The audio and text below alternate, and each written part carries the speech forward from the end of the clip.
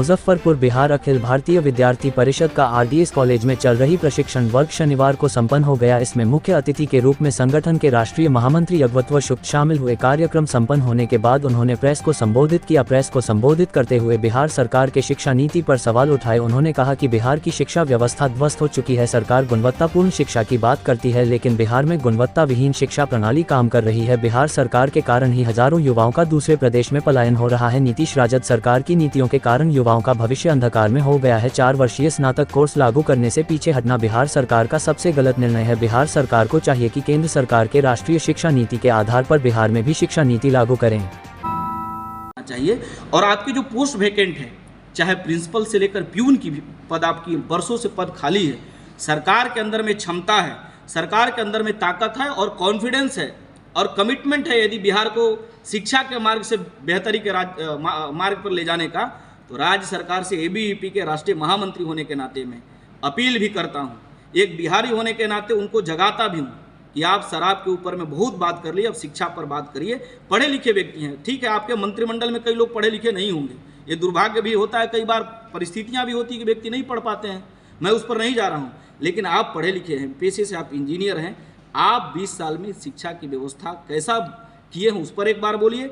मेरा सुझाव ये है, राष्ट्रीय शिक्षा नीति लागू करते हुए वर्षों से जो पद खाली है, टीचिंग का, नॉन टीचिंग का, विश्वविद्यालय के अंदर में सभी पद को भरते हुए अविलंब युद्ध स्तर पर शिक्षा सुधार के लिए बिहार सरकार को एक ब्लूप्रिंट जारी करना चाहिए।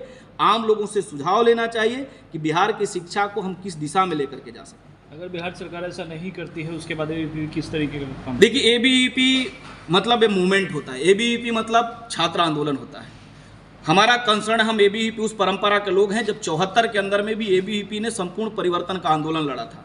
आज बिहार चौराहे पर, शिक्षा के चौराहे पर खड़ा है और कोई भी बिहार के शिक्षा के साथ में विभत्स मजाक करने के लिए, चाहे सत्ता के लोग हों, चाहे पॉलिटिकल सिस्टम के लोग हैं, आज जगह जगह पर गिद्ध दृष्टि से शिक्षा को बर्बाद करने के लिए लोग दिखाई दे रहे हैं। हम बिहार की शिक्षा बचाने के लिए, बिहार का शिक्षा भी बहुत स्लो चल रही है, सेशन में बिहार की शिक्षा में गुणवत्ता हो, बिहार का शिक्षा समय पे पूरी हो, समय पर प्रवेश परीक्षा और परिणाम निकले, ऐसे विषयों को लेकर के हम मुख्यमंत्री को भी एक पत्र लिखने वाले हैं।